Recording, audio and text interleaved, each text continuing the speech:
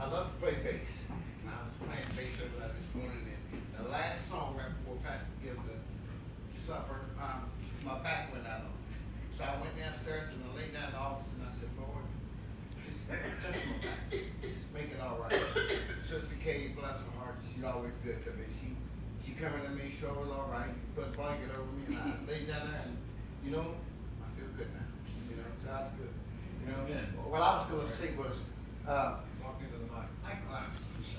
what I was going to say was, I'm a country boy. I'm from down near Roanoke, Virginia, and I've been up here probably 15 years. I came here, I've come here a couple of times up and down the road, just wanted to see what was going on, nosy. I come in and I heard the guys playing the bass, and I was like, And the guy that was playing the bass, you know, see, God always has a ram in the bush. Somebody said that earlier. He always has a ram in the bush. And I just sensed things wasn't right, and lo and behold, things weren't right. But what I did was I prayed about it. And over the time, as time progressed, God moved that. And I got to play bass, which is what I always wanted to do. But before I started playing bass here, Pastor Curry had got up here and give us this sermon one day about joining the church. And you know, I was like, you know, I'm already a member of one church. But you know, the more I come here, the more I seen the love here. There's a lady here during the day, Miss Debbie. She cooks. She is a blessing. I don't care what the weather is. I don't care how she feels. She shows up and she cooks. Every day. She's good to everybody's there. She ain't gonna take no mess, trust me. She like, Mama, she ain't gonna take no mess. But she takes care of everybody that comes in that door. And you know, I have seen my life transform since I've been coming here. But more importantly, the guys out here on the street that I talk to, see, it's so important the way you carry yourself. I'm just a dumb country boy. I got robbed in Roanoke, Virginia, almost killed. Was dead when they picked me up in the ambulance. Paralyzed on my left side. Told me I would never walk again, I would never work again. I was an electrician by trade. Told me I'd have to have somebody to take care of me. I'd have to have somebody to take care of my bank. Of course, I ain't got no money, but I'd have to have somebody to take care of me. But you see, this is how good God is. Not only did he heal my mind, not only did he heal my body, but Monday, I go to Falls Church to take my journeyman's test. Now, I don't know if I'm going to pass it. You're going to pass it. But I've done already prayed about it. I've studied. I've done what I'm supposed to do. Now all I can do is let go and let God. And that's what I got to walk out of here today and walk into that building in the morning with the idea that God is in control. I've done all I can do. But I can get part of this, and I can honestly say I sleep in my car.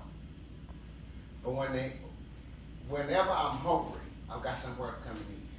Whenever I need a clean shirt, I got somewhere to get one. Whenever I need a couple of dollars, which I do, Pastor. When I'm not supposed to ask, I'm not supposed to do that. Whenever I need something, seriously, I'm sorry, I gotta let you know.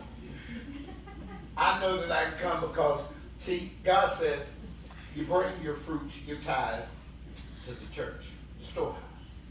And you put them up when the children, when the people need, you got it. Pastor works faithfully, him and his wife. They just come back from a vacation that they deserve. They work faithfully. I'm not trying to get that extra money I need for gas. You know what I'm saying?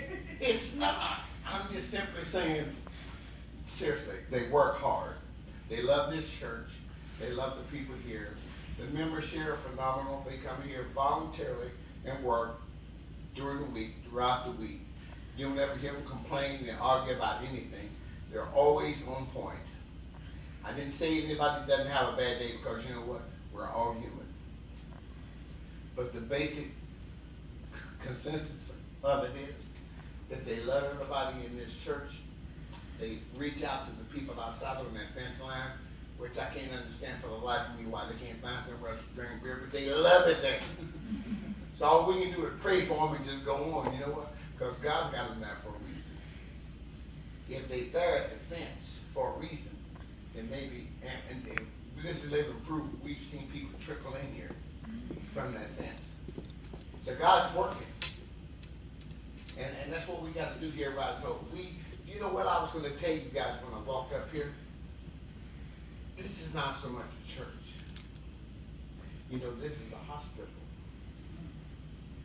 And we have the #1 physician here. He's on call 24/7. He's got the head doctor. He's got the people under the staff. But we got the head physician here. He has been a provider and a ruler all my life. He had my step order all my life. I didn't know 10 years ago I'd wind up in Rising Hope speaking to a group of people. And it doesn't matter because, see, God has the steps ordered. You know, you don't know why God has you where he has you and why he's got you there for what reason. But you do know this. You're there. And it's not that you don't want to be there. Isn't it amazing? You're where you want to be. See, God has a purpose for every one of us. I thank God for Pastor, for the minister here, for the First Lady, for my brother John, who made the mean piano. The people back here, we all, look, a hand,